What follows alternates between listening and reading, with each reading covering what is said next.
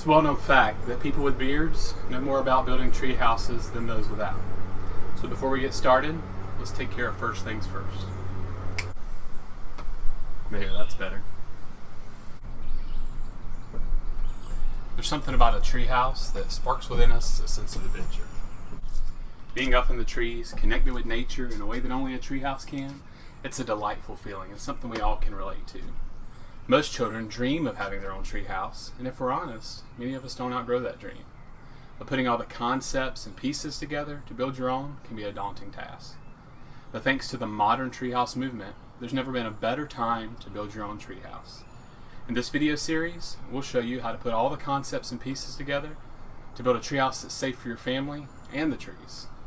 From the hardware to special techniques and lessons learned, we'll show you how to bring it all together to make your dream a reality. Now, I'm not taking credit for any of the ideas in this video, but I'm rather just consolidating all the information I've learned over years of researching to build my own treehouse. Most of that information comes from two sources: Pete Nelson's Treehouse Masters and Nelson Treehouse and Supply, as well as treehouses.com, home of the treehouse pioneer Michael Garnier. I'm not affiliated or sponsored by either of these companies, but have rather just benefited from all the wealth of knowledge they've made available, as well as personal advice I've received. In this first video of the series, we're going to look at the most important element of building a tree house, and that's how you'll connect your structure to the trees.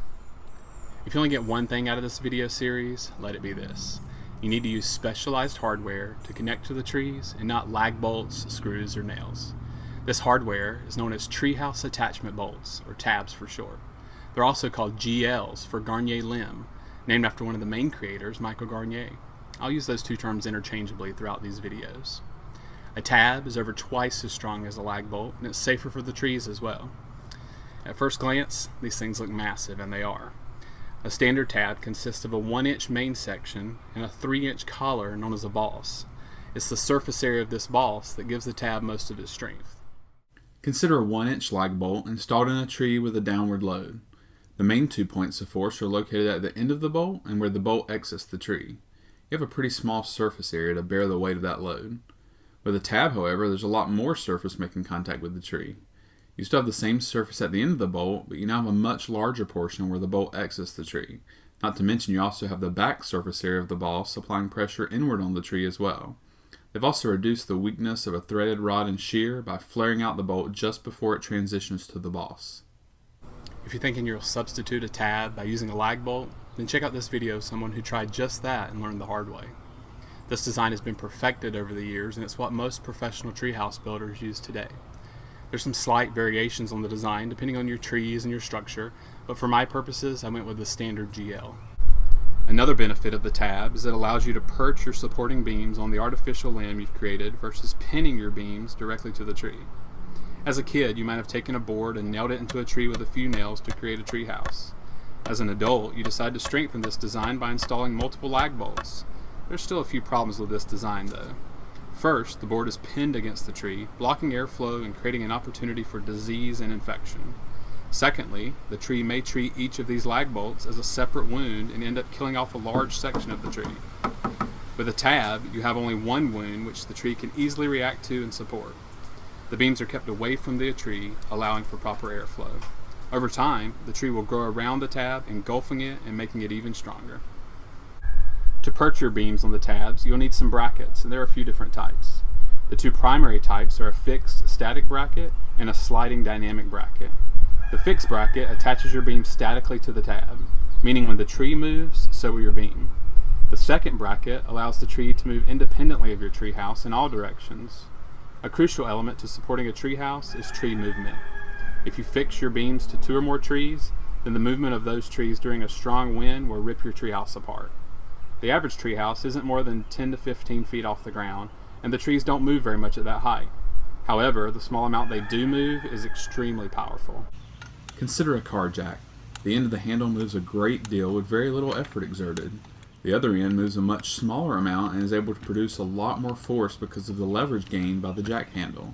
The same concept applies to the trees, but at a much greater magnitude. You must design your structure to allow for this tree movement.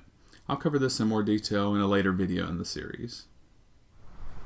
Now that you're convinced that you need to use specialized hardware, how do you get this hardware into the trees? With a specialized drill bit, of course. You could use separate drill bits and manually drill your hole for the tab, but it makes a lot more sense to use a drill bit that takes care of all 3 dimensions of the GL at once. I purchased all the hardware for this treehouse and rented the drill bit at the time of the build, but treehouses.com was kind enough to loan me this drill bit as well as the GL you saw earlier for the purposes of this video. These drill bits are very expensive, so unless you're building more than one treehouse, it makes a lot of sense to rent it from them. The drill bit takes care of the 1-inch main section of the GL, the flare between the 2 sections, and the 3-inch section of the boss, all at once. These drill bits are very hard to turn though, and it's best to use a right angle drill similar to a Milwaukee hole hog. Some rental places carry these, and if you know a plumber or an electrician, they may have one you can borrow. If they don't warn you ahead of time that the drill may break your wrist, then it's probably not strong enough. When drilling for the GL, be patient and take your time. Keeping your drill level and perpendicular to the trees is crucial. Clearing out the shavings on a regular basis helps a lot as well.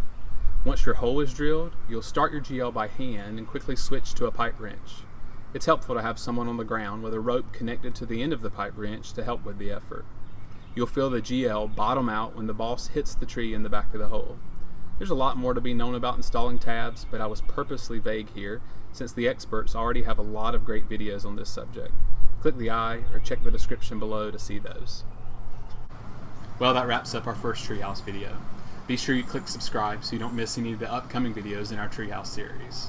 If you have any questions I didn't cover, leave those in the comments. If you've enjoyed this video or found it helpful, please give it a thumbs up. And as always, thanks for watching.